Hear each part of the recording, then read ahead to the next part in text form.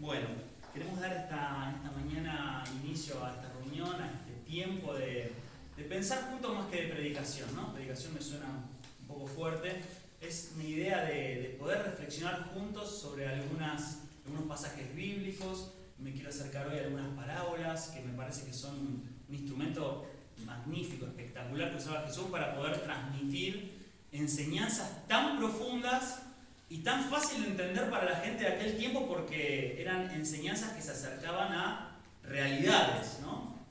Y quiero arrancar esta mañana con esto, ¿no? Esta imagen. Si vean esta imagen, todos sabrán y recordarán de quién es ese sombrero y ese látigo, ¿no? Yo, fanático de las películas de Indiana Jones y siempre andaba buscando algo Indiana Jones, ¿no? Siempre andaba buscando algo que se había perdido, algún tesoro, algo. Y lo puse a propósito porque me quiero acercar hoy y quiero contarles, y antes de meternos de lleno en el pasaje bíblico, de un tesoro que aparentemente sería el más impactante del mundo, el tesoro que aún no fue encontrado, pero que sería el más valioso en cuanto al valor monetario que eso tiene. Es un tesoro que aparentemente está escondido en algún lado de Finlandia.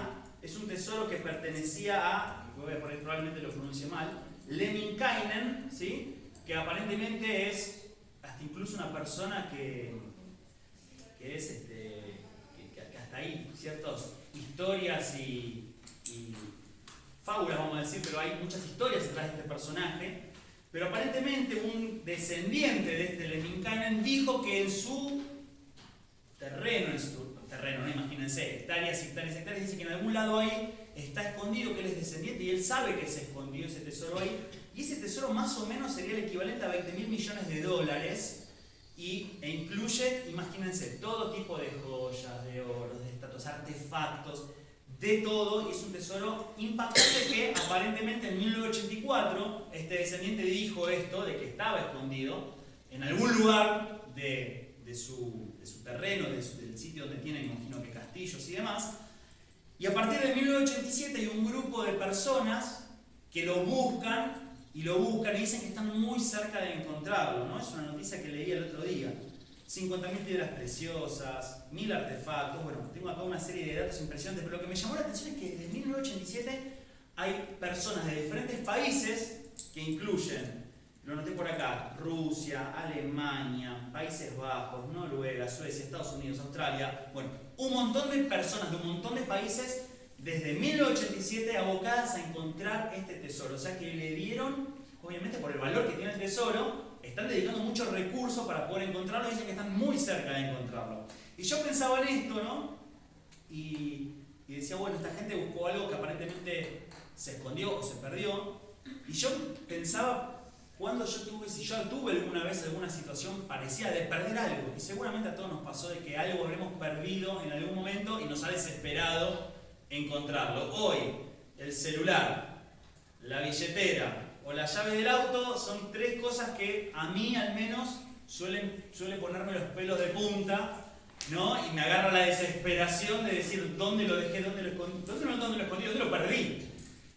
Y me pasa de tener esta ansiedad de la necesidad de buscarlo. Los documentos por el trámite que uno tendría que hacer para volver a recuperar esos documentos, rehacerlos.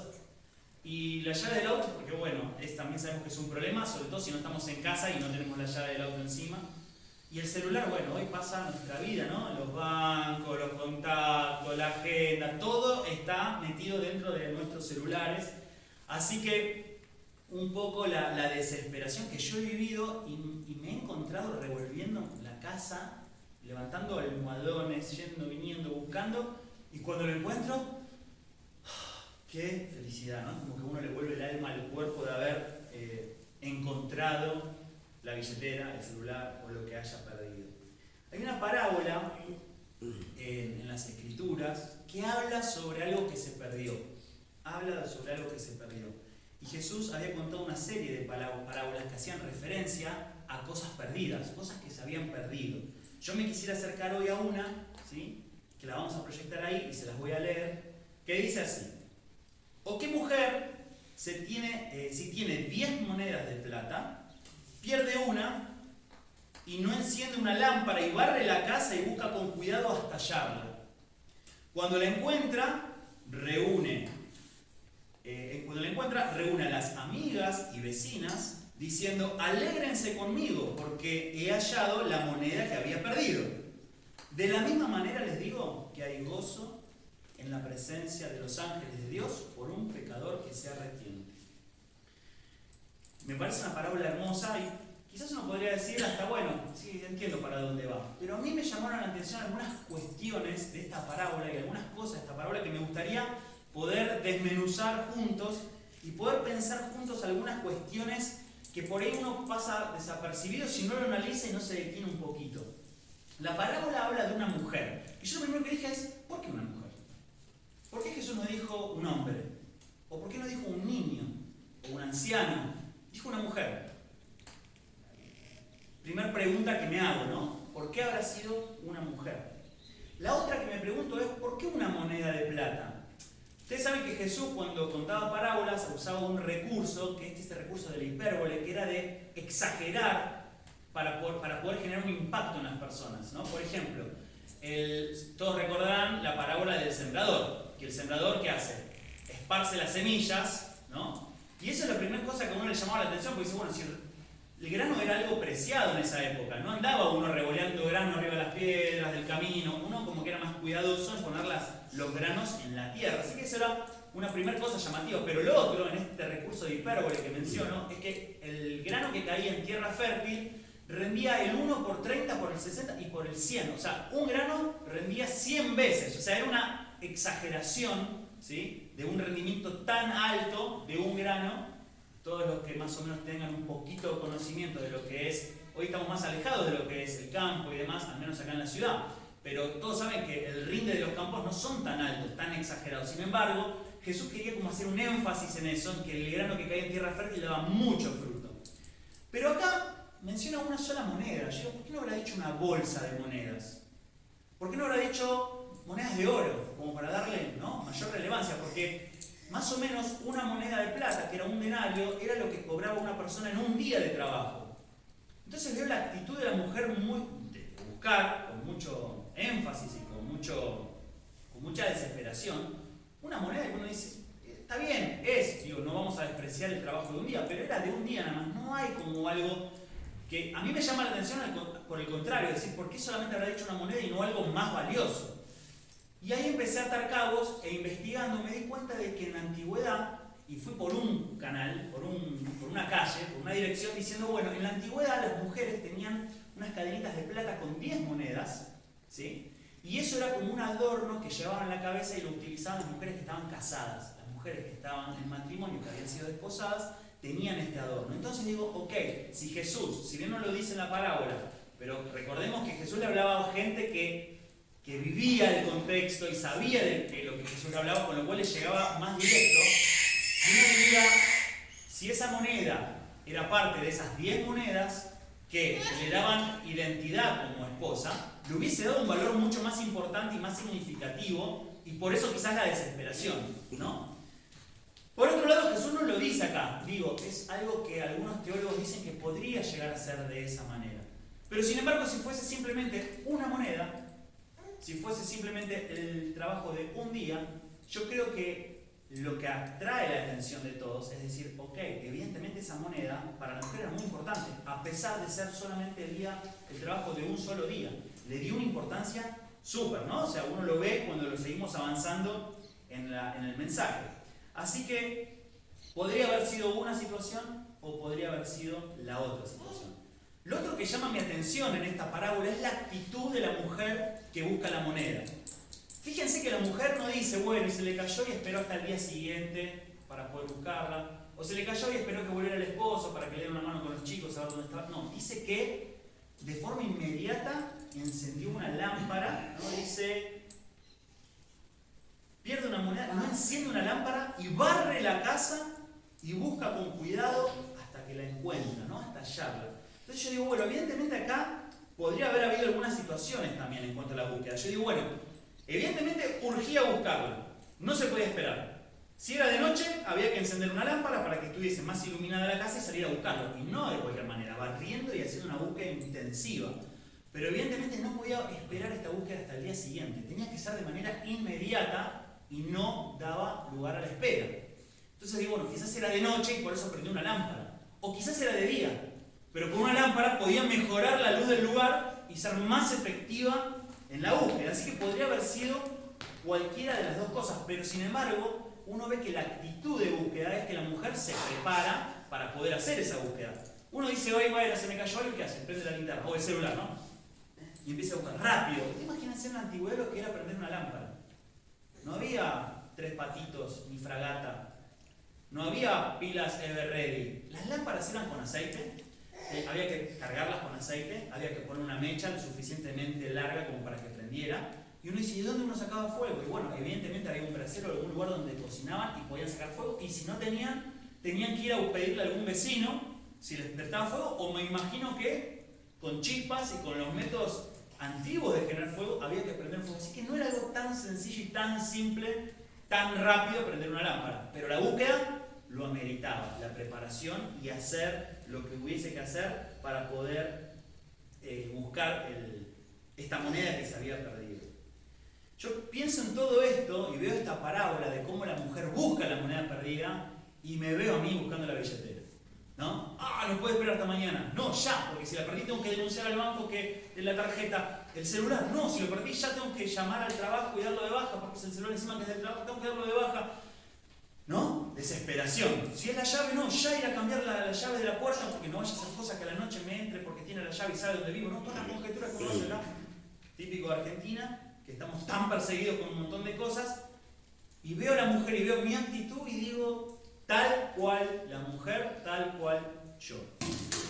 Pero Jesús estaba hablando de una moneda, es una parábola. Jesús estaba haciendo referencia a una moneda o estaba haciendo referencia a algo más. Vamos un poquito más para atrás. Vamos al capítulo 15, pero vamos a leer los versículos 1 y 2. Y fíjense lo que dice Lucas 15, 1 y 2, dice el Señor antes de contar esta parábola. Dice, todos los recaudadores de impuestos y los pecadores se acercaban para oír a Jesús. Y los fariseos y los escribas murmuraban, este recibe a los pecadores y come con ellos. Así que Jesús, cuando está hablando y está reunido con los pecadores, con los recaudadores de impuestos, y escucha que los fariseos empiezan a decir, mirá este que se junta con la chusma, ¿no? Que se junta con los pecadores, que se junta con los recaudadores de impuestos, con la gente que no era querida y que no era respetada por justamente los religiosos de la época, Jesús les lanza un tríptico de parábolas. Les tira 3 parábolas, tac, tac, tac, una tras de la otra. 2 hablan de algo que se había perdido y que había que buscar. Uno es la moneda, otro es el de la oveja perdida, como cantábamos hace un rato, de una oveja que se perdió, y había esas 2 cosas, había que salir a buscarlas. Y el tercero es un poco distinto, es el de el hijo pródigo, es de alguien que se había perdido, que se arrepiente y que vuelve a la casa del Padre. Así que Jesús, cuando le habla a los fariseos, le está hablando a estos 2 públicos, ¿no? Y le está hablando tanto a los pecadores, recaudadores de impuestos y demás, pero también a los fariseos. Tiene 2 públicos que escuchan. Y yo me imagino, ¿no? Cuando los pecadores escuchaban, cuando la gente que requería de la gracia de Dios escuchaba esto, me imagino que se le llenaba el corazón de gozo y de alegría, de decir, wow, el Señor salió a buscarnos, alguien sale a buscarnos a pesar de que estamos en falta, sale a buscarnos. Y los fariseos, por otro lado, ustedes saben que en aquel tiempo había un dicho que decía, habrá gozo en el cielo por un pecador que sea destruido ante Dios. Tremendo, ¿no? Se los repito, dice, habrá gozo en el cielo por un pecador que sea destruido ante Dios. Como que el gozo era cuando el pecador, lo reventé por pecador, ¿no? Ese era el gozo que había en el cielo y en los ángeles, de acuerdo a las creencias de lo que se decía en aquel tiempo. Como también se decía poner la otra mejilla cuando, ¿no? O sea, Jesús decía, escucharon que se dijo, ¿no? De ojo por ojo, diente por diente, pero yo les digo que pongan la otra mejilla. Jesús vino a romper con un montón de cosas que estaban en el inconsciente colectivo y cosas que se decían. Jesús vino a romper con todo eso. Y fíjense que cuando Jesús en el versículo 10 dice, de la misma manera les digo que hay gozo en la presencia de los ángeles de Dios por un pecador que se arrepiente, está rompiendo con eso que se creía en aquel entonces o que se decía en aquel entonces, que a los pecadores los reventaba Dios y se ponía contento porque lo había destruido el pecador. Y Jesús dice, no es así. en el cielo hay fiesta cuando un pecador se arrepiente. Y por eso había contado la parábola del hijo pródigo, que volvía y que se arrepentía. Pero ¿por qué habrá metido esta tercera parábola? Porque las dos parábolas primeras estaba haciendo referencia a cosas perdidas. Pero ¿por qué será que metió esta tercera parábola? Porque las monedas no se pueden arrepentir. La moneda se puede arrepentir, la oveja se puede arrepentir. Entonces era importante que Jesús introdujera el concepto de arrepentimiento para que tanto fariseos como pecadores supieran de que Jesús salía a buscar al perdido, pero que era importante para que hubiera fiesta, para que hubiera perdón, para que hubiera fiesta. Imagínense una fiesta, ¿no? Yo me imagino una fiesta de casamiento. Me imagino esa misma fiesta en el cielo, ¿no? Cada vez que alguien se arrepiente y vuelve a la casa del Padre. Entonces la importancia era transmitir a la gente, bueno, sí hay gracia, pero es importante que se arrepientan de eso, que haya arrepentimiento. Y por eso Jesús introduce el concepto y esta tercera parábola que hace referencia. ¿Por qué? Porque las monedas no se pueden arrepentir. Las monedas, como las cosas inmóviles, no pueden tener acción de arrepentimiento, pero nosotros sí. Y por eso contó esto.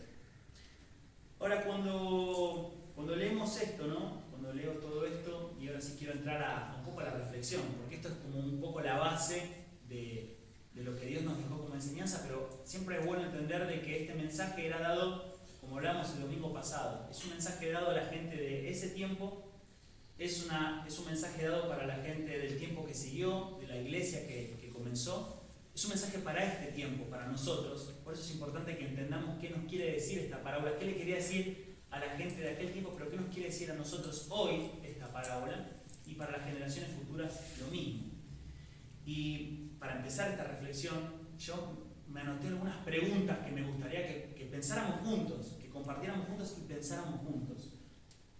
Lo primero que pensé es si la gente es menos importante que la billetera que perdí, o que el celular que perdí. ¿Es menos importante la gente que mi celular, que mis llaves, que mi billetera o lo que haya perdido? ¿Me preocupa que haya gente que esté perdida? Como me preocupa que haya llaves perdidas, billetera perdida, celular perdido. De verdad, pensémoslo. ¿Nos preocupa? ¿Tenemos la misma actitud? ¿Nos desvela? ¿Prendemos lámparas? ¿Preparamos lámparas y barremos por donde haya que barrer para buscar eso que se perdió? ¿Nos quita el sueño? ¿De verdad nos quita el sueño que haya alguien perdido?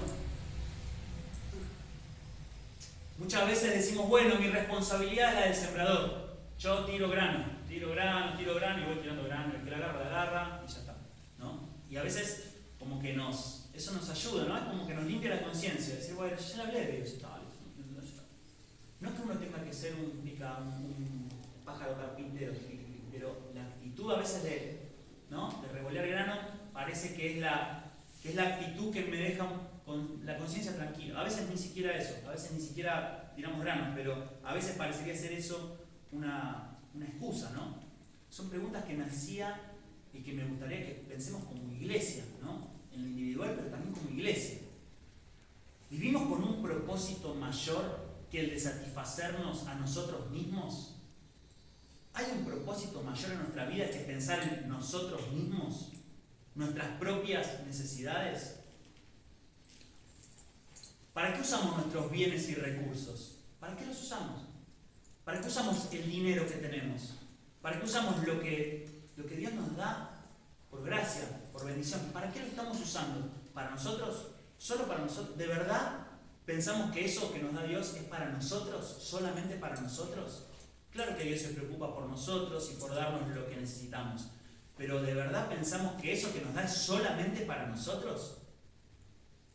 A veces contamos las monedas, bueno, a ver, ¿cuánto le voy a poner ¿cuánto voy a poner en el diezmo, en la ofrenda? Bueno, a ver, no, este es de 1000, este de 10 pesos. Una actitud egoísta, amarreta, cuando tenemos esta actitud, yo no lo sé, pero creo que Dios debe pensar de igual manera, dice, le voy a contar las monedas que le voy a dar. Ustedes saben que hay otra parábola que habla de los 3 siervos que recibieron monedas, que recibieron una cantidad X de monedas. No importa la cantidad, todos recibieron algo para hacer algo con eso que habían recibido. Hay 2 que hacen algo y lo ponen a trabajar, y uno que hace nada, se lo queda, lo entierra, lo guarda, chao. Ahora Jesús es súper claro con lo que dice cuando vuelve, el que había dado esas monedas. ¿Sí? Él dice que a dos lo felicitó y le dijo: bien, buen y siervo fiel, entra al gozo de mi Padre. Lo premia, lo felicita. Y al que no tenía nada, le quita lo poco que tenía y se lo da al resto. Digo, es algo que también llama mi atención cuando lo leo y cuando me acerco a esto y pienso en la actitud que nosotros muchas veces tenemos con los recursos que Dios nos dio. Con los recursos que Dios nos dio, en pensar que es para estar mejor nosotros, para tener un mejor pasar. Sí, claro que sí, claro que sí. Dios quiere que estemos bien, que nos bendiga, somos sus hijos, ¿cómo no va a querer que estemos bien? Pero si la actitud es una actitud tan egoísta de usar todo lo que nos da Dios para nosotros mismos, creo que hay algo que tenemos que revisar. Tenemos que revisar. Llegamos el domingo al templo, miramos por la ventana y decimos: che, ¿será que hoy cae algún perdido? Por ahí viene algún perdido, ¿no? Por ahí viene alguno que estaba perdido, quizás caiga. Vemos, ¿no? ¿Qué pasa?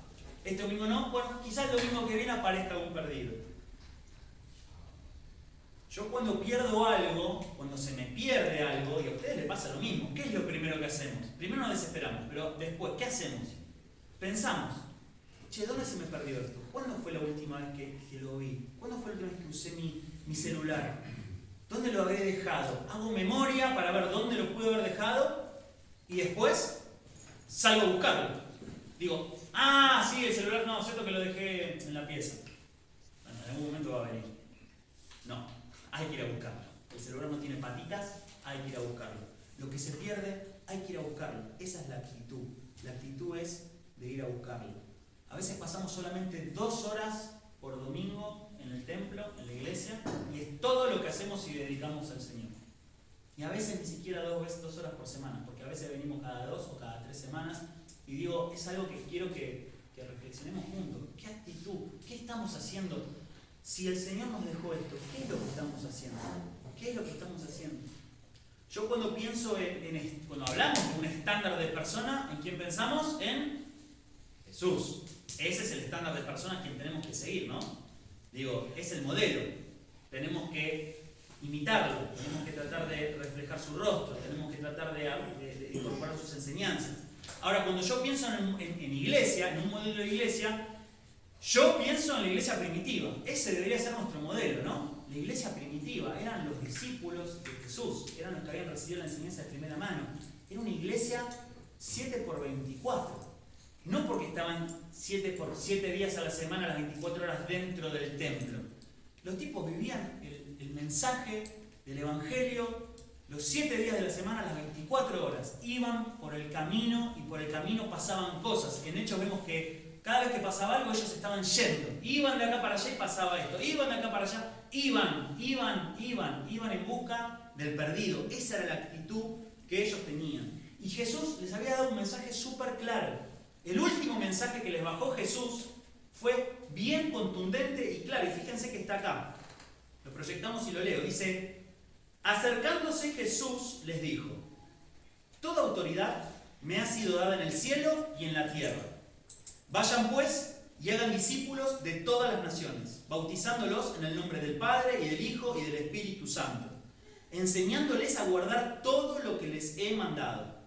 Y recuerden, yo estoy con ustedes todos los días hasta el fin del mundo. Es un mensaje espectacular. Primero porque arranca y termina de manera clara y contundente. El que está dando el mensaje tiene toda autoridad en el cielo y en la tierra. Entonces le dicen: muchachos, les voy a decir algo. Yo, que tengo toda autoridad en el cielo y en la tierra. Y termina diciéndoles: yo, que tengo toda autoridad en el cielo y en la tierra, voy a estar con ustedes hasta el fin del mundo. O sea que es un mensaje tranquilizador, es un mensaje esperanzador, pero es un mensaje que lo llena de confianza y de fe, de decir: este que está por encima de todas las cosas va a estar con nosotros hasta el fin de los fines, hasta el fin del mundo, hasta el fin de esta era. Y en el medio, el mensaje, la gran comisión: vayan, hagan discípulos, vayan, no se queden encerrados, vayan. Jesús, la única vez que les dijo a la iglesia esperen, fue cuando le dijo, esperen que se cumpla la promesa de que va a venir uno después de mí, que va a estar con ustedes, que era el Espíritu Santo. Era una promesa, ahí había que esperar. Era el único momento que le dijo, guárdense y esperen. Pero después, una vez que estaban llenos del combustible del Espíritu Santo, era vayan y hagan discípulos, vayan y bautícenlos en el nombre del Padre, del Hijo y del Espíritu Santo. Vayan. Y a veces nosotros, ¿qué hacemos? Estamos en una actitud de aposento alto todos los domingos. Porque venimos el domingo acá un ratito y salimos y nos olvidamos de la segunda parte, del vayan, ¿no? Nos quedamos acá, vayan.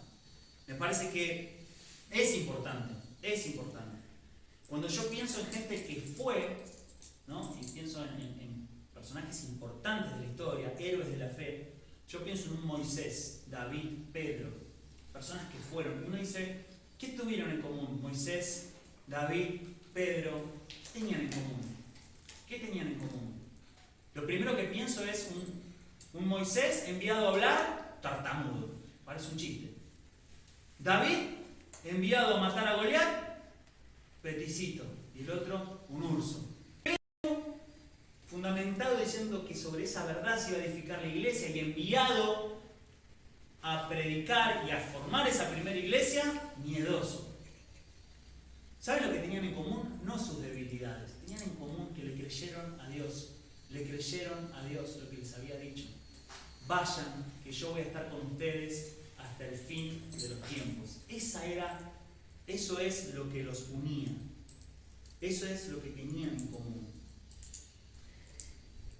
En Apocalipsis, como no puede ser de otra manera, lo necesito meter en mi mensaje. En Apocalipsis, en el capítulo 12, desde los versículos 10 al 11, miren lo que dice. Dice, recuerden, en Apocalipsis, lo vimos el domingo pasado, es la revelación de Jesús sin velos. Es ver a Jesús sin velos. Es una revelación que recibe Juan en la isla de Patmos y Dios le cuenta de primera mano cómo es Jesús, pero también las cosas que van a acontecer. No para llenarlo de miedo, sino para llenarnos de fe y esperanza. Para que cuando esas cosas empiecen a suceder, digamos, wow, esto estaba profetizado, esto, y nos llenamos de fe y esperanza. Y en esta carta, en esta revelación que recibe, Juan escribe lo que ve. Y dice, entonces oí una gran voz en el cielo que decía, ahora ha venido la salvación, el poder y el reino de nuestro Dios y la autoridad de su Cristo. Porque el acusador de nuestros hermanos, el que los acusa delante de nuestro Dios día y noche, ha sido arrojado, ha sido echado. Ellos lo vencieron por medio de la sangre del Cordero y por la palabra del testimonio de ellos, y no amaron sus vidas, llegando hasta sufrir la muerte. Escena que va a venir, es una escena profetizada de un gran juicio final. Pero acá lo que me llama la atención es primero a uno que era el que acusaba y que acusa día y noche delante del trono. Y hay uno que recuerdan, que lo vimos el domingo pasado, hay un sumo sacerdote que nos defiende delante del Padre de día y de noche, y nos defiende del acusador que nos acusa de día y de noche. Pero lo que me llama la atención acá, y algo que escuché hace un tiempo y a mí realmente me abrió los ojos y dije, wow, me dejó con la boca abierta y se los quiero compartir. Dice que los cristianos de ese momento vencían con la sangre del Cordero y con su testimonio. Yo digo, ¿cómo con la sangre del Cordero? ¿Qué tenían? ¿Sangre del Cordero? ¿Cómo que es? Digo, ¿qué es la sangre del Cordero? ¿Cuál es el significado que tiene la sangre del Cordero? Parecido a lo de las parábolas, es interesante entender cuál es el valor o el significado de la sangre del Cordero. Y escuché esta explicación hace un tiempo y me parece que es brillante. Dice que cuando las ovejas están en tiempo de parición, cuando dan las crías, ¿sí?, a la vida, esas crías son indefensas en ese tiempo. Y hay animales salvajes en el campo que pueden llegar a matar a las crías o hasta incluso también matar a las ovejas, porque es un tiempo de debilidad, vamos a decir, en donde los animales salvajes pueden llegar a matar tanto a los corderos como a las ovejas. Ahora la mamá, oveja, no le da de mamar, no la amamanta a cualquier oveja, sino solamente a sus crías, solamente a sus crías. Si viene un tercero dice, no, para vos no, esto es para mis crías. Entonces, ¿qué hacen los pastores para poder lograr que ese cordero sea recibido por la oveja? toman del cordero muerto la sangre y ponen la sangre de ese cordero muerto en el cordero que está con vida pero sin madre, para que la oveja cuando siente y percibe el olor de la sangre de su cordero, lo acepta como propio. Y yo dije, wow, cuando escuché esto dije, cierra por todos lados, porque no podemos vencer, y no es que somos recibidos por el Padre, ¿por qué somos adoptados por el Padre? ¿Cuándo somos adoptados por el Padre? ¿Cuándo podemos decir, papito? ¿Cuándo? ¿Cuándo pasa eso? Cuando recibimos a Cristo, cuando reconocemos lo que Cristo hizo en la cruz, cuando nos cubrimos de su sangre, es que el Padre nos dice, vos sos mi hijo, a vos te adopto. A mí me llenó, me voló la cabeza pensar esto porque dije, es tal cual, y es un ejemplo tan claro de lo que pasa en el campo, lo que pasaba con el ganado y lo que quería hacer referencia. No podemos ser aceptados por el Padre si no nos cubrimos por la sangre del Cordero. Y lo segundo es que vencían, así que vencían ¿cómo? Cubriéndose de la sangre del Cordero. Vencemos al enemigo ¿cómo? Reconociendo de que hay uno que murió por nosotros y nos cubrimos de su sacrificio, y ese es el que está delante del trono defendiéndonos del acusador de día y de noche. Y lo segundo es la segunda arma de cómo vencían a Satanás, cómo vencían al enemigo. Primero era la sangre, pero la segunda era con el valor, con el testimonio, con su testimonio. El arma era su testimonio. Y entonces dice, bueno, ok, daban testimonio y se cubrían con la sangre.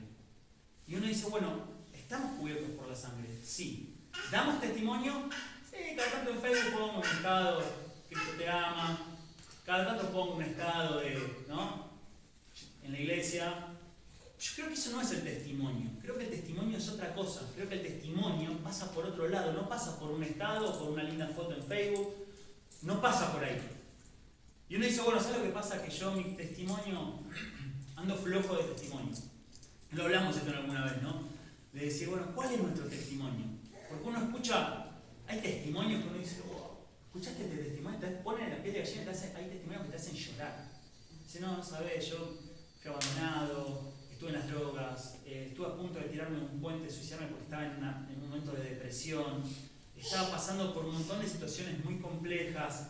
Y ¿sabes qué? Vino uno y me habló del Señor, y fue un ángel que mandó el Señor, y que wow, y vos decís, y me convertí, y mi vida fue cambiada, y vos decís, wow, yo nací en la iglesia, de chiquito vengo, la verdad es que no tengo esa experiencia no me pasó, gracias a Dios no me pasó, no tuve esa experiencia tan tremenda como para poder tener un testimonio. ¿Cuál es el testimonio que yo voy a dar? ¿No? Y me pregunto, ¿acaso no fuimos adoptados por Dios? ¿Acaso no fuimos rescatados de estar una eternidad lejos del Señor? ¿No es eso un testimonio suficiente para decir, yo la verdad es que hubo un día que recibí a Cristo en mi corazón, y por recibirlo y por aceptarlo y por confesar de que yo creo en que Él murió por mis pecados y que gracias a eso yo hoy puedo gozar de vida plena y voy a tener una vida eterna? Eso es un testimonio tremendo. A veces lo naturalizamos, a veces decimos, bueno, no, es un testimonio tremendo. Es en definitiva como terminan todos los testimonios. Te falta un poquito de previa, pero así terminan todos los testimonios, aceptando a Cristo en nuestro corazón y siendo salvos. Y eso es como vencían en lo que Juan ve, como vencían los santos al enemigo, a Satanás, con la sangre del Cordero y con su testimonio. Y uno dice, bueno, sí, en los últimos tiempos eso va a pasar. Va a ser tan terrible que vamos a tener que dar hasta la vida. Yo ya lo dije el domingo pasado. Eso está pasando hoy. Eso está pasando hoy mismo. Ya está pasando. Hay gente que sufre muerte por dar testimonio.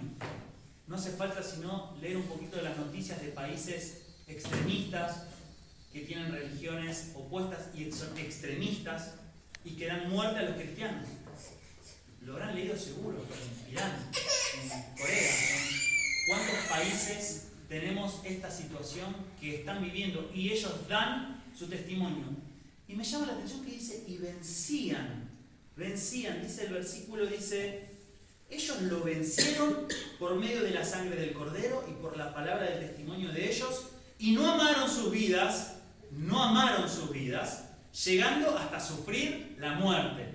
Yo leo esto y veo lo que pasa en Medio Oriente y me llena de fe, porque digo, hey, ya nos lo había avisado, ya Jesús nos los había dejado en su palabra, nos los había dicho.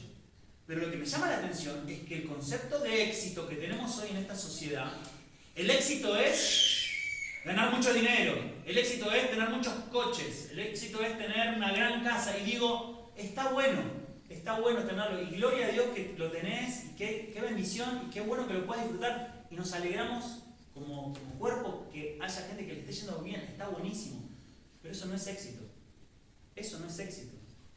Según la palabra, el triunfo lo da el dar testimonio hasta las últimas consecuencias. Y vos decís, porque si uno diría, no, mira, a Dios aquel lo bendice, mira todo lo que tiene, lo bendice. Puede ser que lo bendiga, no digo que no digo que riqueza no es igual a no ser bendecido por Dios. No se malentienda esto, no se malinterprete. Uno puede tener mucho y ser bendecido por Dios, pero el tener nada o poco no es no tener la bendición de Dios. No hace falta poner ejemplos claros y conocidos como el de la Madre Teresa de Calcuta para decir que esa mujer era pobre y estaba llena del Espíritu Santo, estaba llena de Cristo, ¿o no? ¿O cuántos cristianos que dan y derraman su vida por ayudar al resto y no son ricos y no tienen grandes mansiones y sin embargo no están venciendo? ¿No están cubiertos por la sangre del Cordero y dando testimonio? ¿Y van a recibir galardones algún día? Para cerrar me gustaría hacernos algunas preguntas.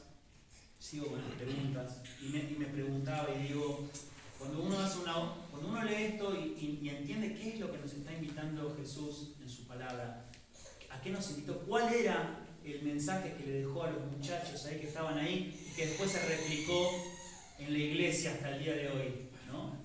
Y yo leo eso y digo, bueno, me tiene que de alguna manera atravesar este mensaje. Yo tengo que reflexionar cuál es mi actitud. ¿Cuál es mi actitud frente al perdido? Hay gente que está perdida. ¿Qué es lo que estoy haciendo yo? ¿Qué es lo que está haciendo mi iglesia, mi comunidad? ¿Qué es lo que está haciendo? ¿Qué está haciendo en pos de ir a rescatar a los perdidos? ¿Cuántas finanzas, cuánto de nuestras finanzas y cuánto de nuestro tiempo, hablo como individuos y como comunidad, cuánto de nuestras finanzas y cuánto de nuestro tiempo estamos dedicando a rescatar a los perdidos? ¿Cuánto? ¿Acaso al menos un poquito? ¿Cuántos miembros de la iglesia, de la comunidad, están dedicados hoy a salir a buscar a los perdidos? ¿Cuántos hay? ¿A cuántas personas le hablamos de Cristo en la última semana? ¿A cuántas personas le hablamos de Cristo en la última semana? ¿A cuántos? ¿Cuántas personas estamos discipulando? Digo, el mensaje era, vayan y hagan discípulos y bautícenlos. ¿A cuántas personas estamos discipulando como comunidad y en lo individual? ¿Estamos discipulando a alguien? ¿A cuántos? ¿Cuántos se bautizaron en el último trimestre? ¿El último semestre? ¿El último año? ¿Cuántos? Digo, era el mensaje, era la última orden, el último mensaje, el último pedido que dejó Jesús, que nos dejó Jesús. Vayan, busquen a los perdidos. Vayan, busquen a la oveja. Busquen la moneda.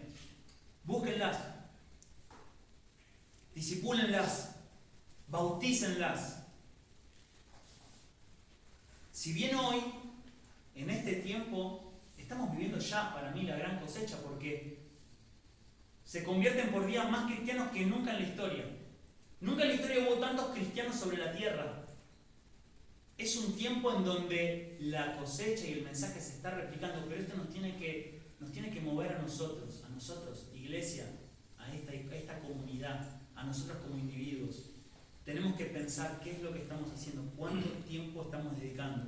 Este año recibimos, o hemos puesto como comunidad, que la palabra, la visión de esta comunidad para este año y para los que probablemente sigan, es la visión de ir a buscar a los perdidos, ir discipular, ir y cumplir la gran comisión.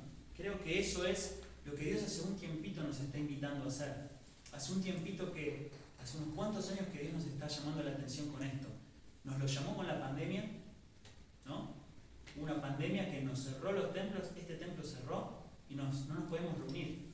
Sin embargo, seguimos siendo cristianos, seguimos buscando a Dios. Digo, no hace falta que el templo esté abierto para que nosotros seamos cristianos o seamos llamados hijos de Dios. Lo que pasa acá, yo lo comparé al principio del mensaje con lo que pasaba en aquel aposento alto, lo que pasó en aquel aposento alto.